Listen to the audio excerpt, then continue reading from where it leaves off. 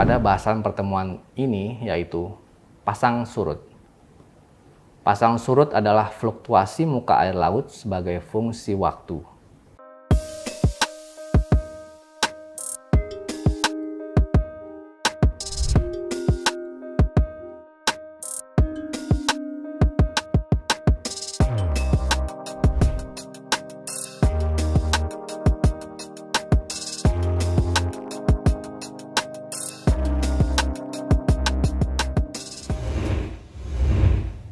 Assalamualaikum warahmatullahi wabarakatuh. Jumpa lagi di channel YouTube Kuliah Teknokrat bersama saya Rio Aditomo Mahardika Putra pada video pembelajaran rekayasa pelabuhan dengan materi angin dan pasang surut. Tujuan pembelajaran kita kali ini yaitu mahasiswa dapat mengetahui dan memahami pengaruh faktor angin dan pasang surut dalam perencanaan bangunan di pelabuhan.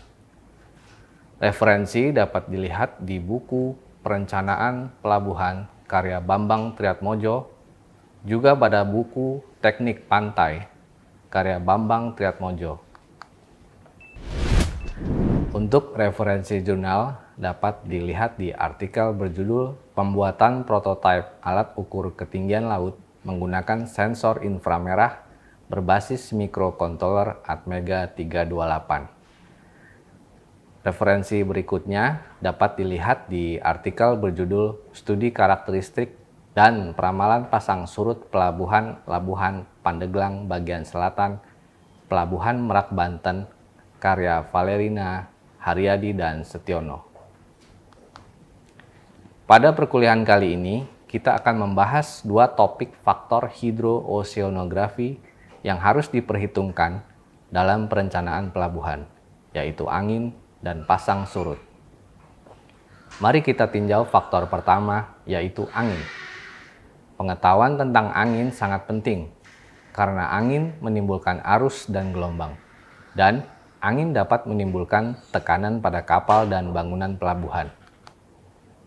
Angin dapat didefinisikan sebagai sirkulasi yang kurang lebih sejajar dengan permukaan bumi.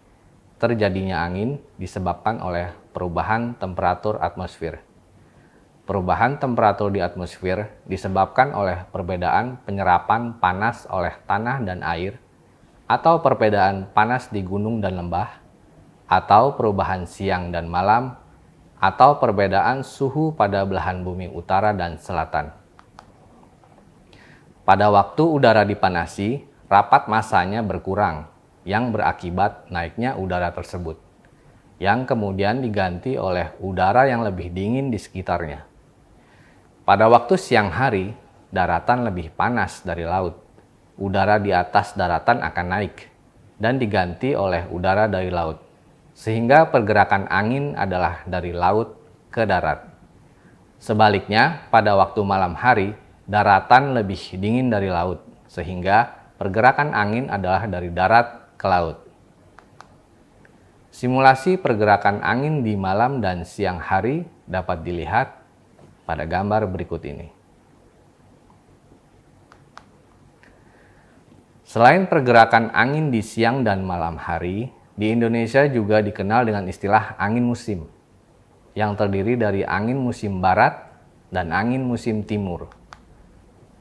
Pada bulan Desember, Januari, Februari, belahan bumi utara lebih dingin dari selatan. Tekanan bagian utara lebih tinggi dari selatan. Arah angin bergerak dari utara ke selatan. Pergerakan angin inilah yang dikenal dengan nama angin musim barat di Indonesia. Arah pergerakan angin musim barat dapat dilihat pada gambar berikut. Sebaliknya, bulan Juli, Agustus, September, belahan bumi selatan lebih dingin dari belahan bumi utara, sehingga arah angin bergerak dari daratan Australia ke arah Asia. Pergerakan angin inilah yang dikenal dengan nama angin musim timur di Indonesia. Arah pergerakan angin musim timur dapat dilihat pada gambar berikut. Kecepatan angin diukur dengan alat yang bernama anemometer. Apabila tidak tersedia anemometer, Kecepatan angin dapat diperkirakan berdasar keadaan lingkungan dengan menggunakan skala Beaufort, seperti yang ditunjukkan pada tabel berikut. Pada tabel tersebut, satuan kecepatan angin dinyatakan dengan knot. 1 knot sebanding dengan 1,852 km per jam.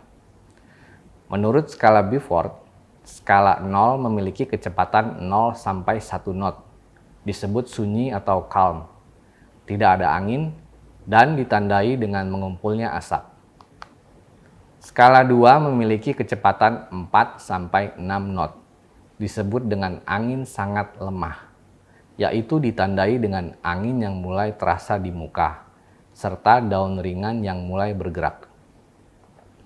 Skala 12 merupakan skala yang tertinggi dari skala Beaufort, disebut angin topan, memiliki kecepatan 64 knot, yang ditandai dengan tumbangnya pohon besar dan dapat mengakibatkan kerusakan berat pada rumah. Contoh pencatatan kecepatan angin tiap jam dapat dilihat pada tabel berikut. Di tabel tersebut terdapat keterangan tanggal, keterangan waktu, arah datang angin, kecepatan angin tiap jam, dan kecepatan angin maksimum di hari tersebut. Data kecepatan angin maksimum dalam kurun waktu tertentu dicatat, kemudian dibuat ringkasannya, seperti yang ditunjukkan pada tabel berikut. Dari tabel ringkasan data angin tersebut, dapat dibuat diagram mawar angin, seperti yang ditunjukkan oleh gambar berikut. Dengan tabel atau diagram mawar angin, maka karakteristik angin dapat dibaca dengan cepat. Dalam diagram mawar angin, garis-garis radial adalah arah angin dan tiap lingkaran menunjukkan persentase kejadian angin dalam periode waktu pengukuran.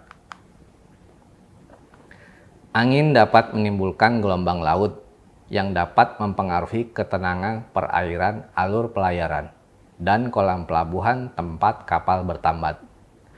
Elevasi gelombang laut yang dibangkitkan oleh angin juga akan berpengaruh terhadap rencana elevasi puncak struktur dermaga dan breakwater.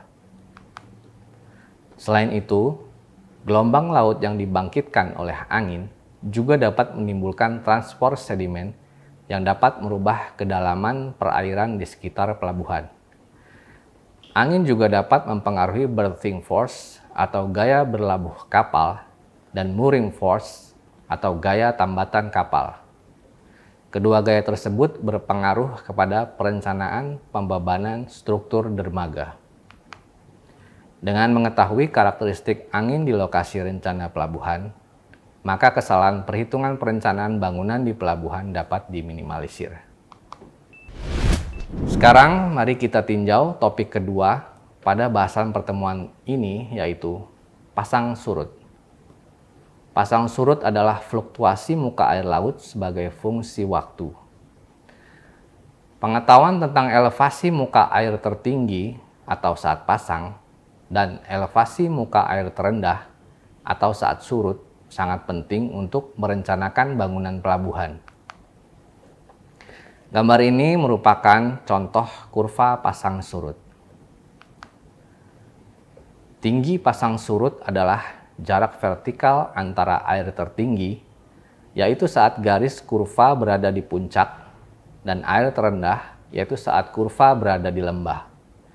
Periode pasang surut adalah waktu yang diperlukan dari posisi muka air pada muka air rata ke posisi yang sama berikutnya. Periode pasang surut bisa 12 jam 25 menit atau 24 jam 50 menit, yang tergantung pada tipe pasang surut. Bentuk pasang surut di berbagai daerah tidak sama. Di suatu daerah dalam satu hari dapat terjadi 1 kali atau 2 kali pasang surut. Secara umum, pasang surut dapat dibedakan dalam 4 tipe. Tipe yang pertama, pasang surut harian ganda atau semi-diurnal tide, yaitu dalam satu hari terjadi 2 kali pasang dan 2 kali surut. Tipe kedua, pasang surut harian tunggal atau diurnal tide, yaitu dalam satu hari terjadi satu kali pasang dan satu kali surut. Tipe ketiga, pasang surut campuran yang condong ke harian ganda, yaitu dalam satu hari terjadi 2 kali air pasang dan 2 kali air surut, tetapi tingginya berbeda. Pasang surut jenis ini banyak terdapat di Indonesia bagian timur. Tipe keempat, pasang surut campuran condong ke harian tunggal. Pada tipe ini dalam satu hari terjadi 1 kali air pasang dan 1 kali air surut, tetapi kadang-kadang untuk sementara waktu terjadi 2 kali pasang dan 2 kali surut dengan tinggi dan periode yang sangat berbeda. Gambar ini menunjukkan perbedaan kurva pasang surut menurut tipenya. Gambar A adalah kurva pasang surut harian tunggal dari data yang diambil dari perairan Sunda Kelapa. Gambar B adalah kurva pasang surut harian ganda dari data yang diambil dari perairan Teluk Bayur.